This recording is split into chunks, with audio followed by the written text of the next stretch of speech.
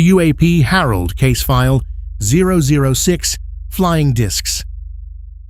In the summer of 1947, the Federal Bureau of Investigation opened a folder and stamped it with two words, Flying Discs. For 79 years it grew, teletypes, memos, newspaper clippings, letters from frightened citizens, until it ran 185 pages. It was stamped, Do Not Destroy. On the 8th of May 2026, the Department of War put the whole thing online. So we read all of it. Bureau number 62, 83894. Now, yes, the single most famous page in American UFO lore is in this file, the Roswell teletype. We spent a whole episode on that one page. Tonight we read the other 184, and what's in them is not a hangar full of aliens. It's something stranger and more human, a government agency methodically chasing flying saucers around the country and writing down exactly what it found. It begins the way the whole phenomenon begins, with a pilot. On the 24th of June, 1947, a private flyer named Kenneth Arnold reports 9 objects streaking past Mount Rainier, Washington at impossible speed. A reporter turns his description into 2 words. Seen in 36 states, flying saucers, the papers called them, and the name stuck. Within weeks, the country is seeing them everywhere, and letters start arriving at FBI field offices by the sackful. And here is the texture nobody remembers. From the very first summer, almost every disc the Bureau actually puts its hands on turns out to be nothing.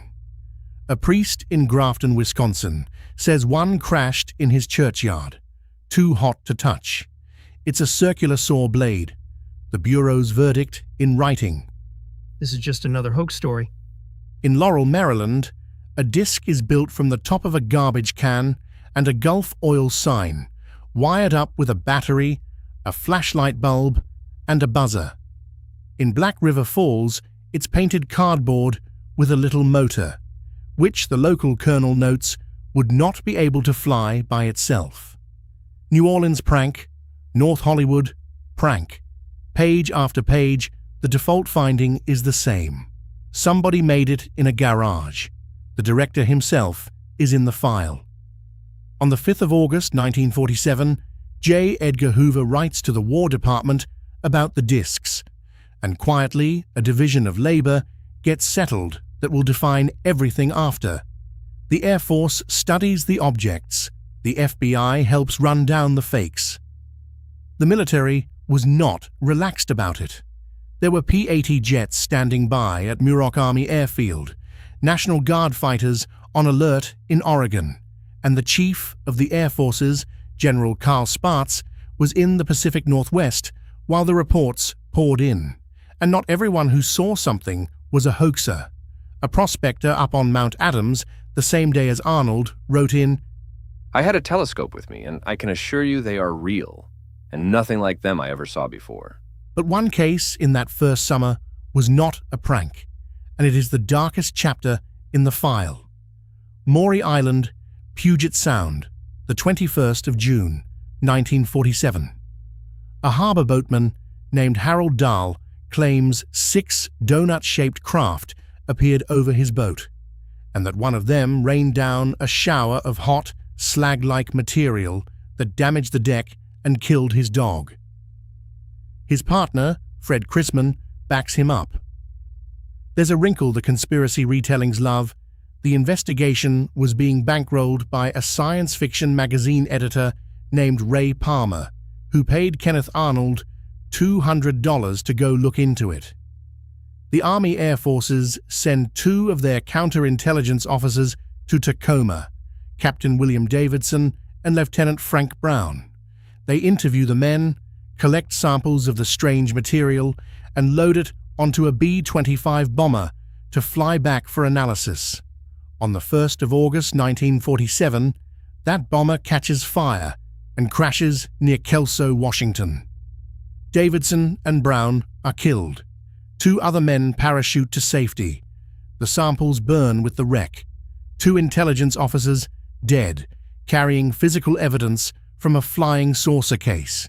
You can see instantly how this became the seed of half a century of men in black mythology. And then the file does the thing it keeps doing. The investigator's own report notes that Dahl's boat showed none of the damage the story required. The rail he said was torn off had been painted over and weathered for seasons. No newspaper had reported giant craft over a populated harbor in broad daylight. The officer on the scene concluded the whole thing was very likely a hoax. 2 men died. That is real, and it is a tragedy.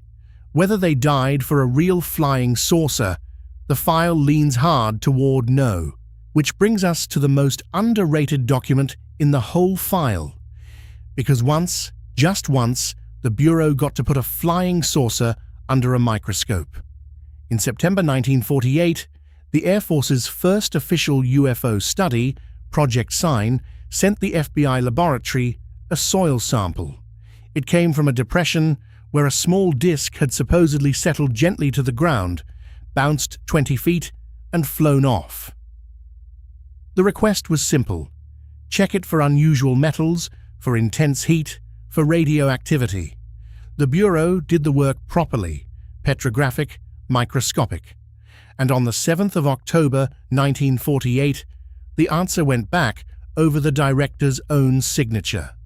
Nothing unusual was noted on the pebbles or in the sand and dirt, nor was there any indication of extreme heat or the presence of radioactive substances.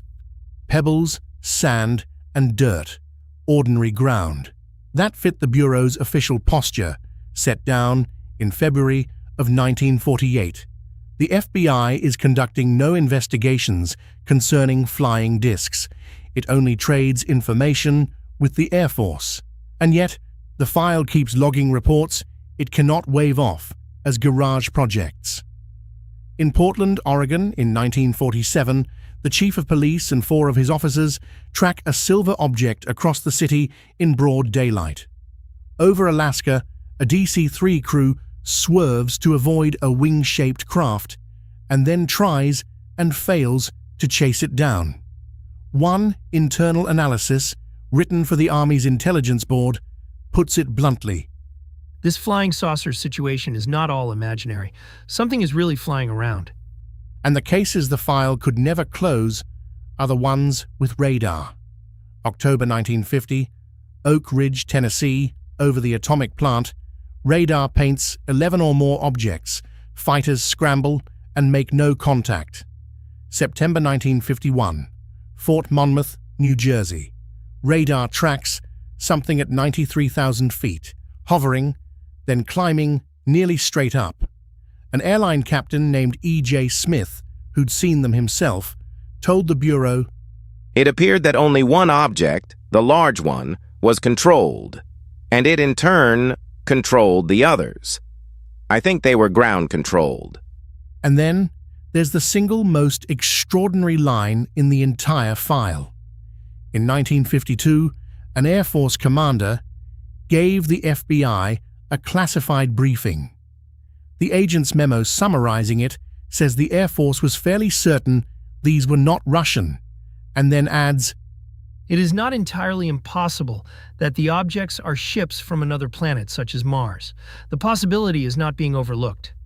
Read that carefully, because the channel lives on reading it carefully. That is not a government finding. It is one Bureau agent writing down what one Air Force officer said in one briefing. But the same memo carries an admission that is just as striking and far more solid. The Air Force had failed to arrive at any satisfactory conclusion. Now the cold water, because honesty is the whole job. The overwhelming majority of this file is hoaxes and honest mistakes. Inside the very same folder, a Navy physicist argues most sightings are high-altitude skyhook balloons. A Harvard astronomer, Donald Menzel, argues they're mirages, light bent by temperature inversions, and runs lab experiments to prove it. The Mars line? One officer, one briefing, filed by one agent, never an official conclusion. The radar cases that survive scrutiny are a small residual, and unexplained does not mean extraterrestrial. It means unexplained. And the Bureau's own bottom line never wavered. Not our jurisdiction. Hand it to the Air Force. For the record. June 1947. Arnold sees 9 objects, the press coins flying saucers. July 1947. A wave of hoax discs and the Roswell teletype. August 1947. The B-25 crash kills 2 investigators. 1948. The FBI declares it runs no investigations and its lab finds nothing in the soil. 1950 to 52. Radar cases the Air Force cannot explain, and a briefing that floats the word Mars. May 2026. The Department of War releases the file. So, what do we actually know? We know the file is real, and that most of it is the Bureau debunking sources, not hiding them. We know the FBI laboratory tested exactly 1 physical sample and found ordinary dirt. We know the Bureau never once concluded that any of this was alien. And we know 2 officers genuinely died chasing a case that was probably a hoax. What we don't know is what that Mars briefing was actually based on, what an Air Force officer had seen to say it out loud. We don't know what was truly in that B-25's cargo, and we don't know what the small handful of radar targets really were. The FBI's flying disc file isn't the smoking gun the internet made it. It's better than that. It's the paper trail of a government taking strange reports seriously enough to drive to the churchyard, examine the saw blade, test the dirt, debunk almost all of it, and admit, in writing, when it couldn't explain the rest. 185 pages. Read past the famous one. Case file 006. Flying discs. Every page read. Every claim checked against the record by an autonomous AI investigation. The UAP Harold. Declassified. Investigated. Filed.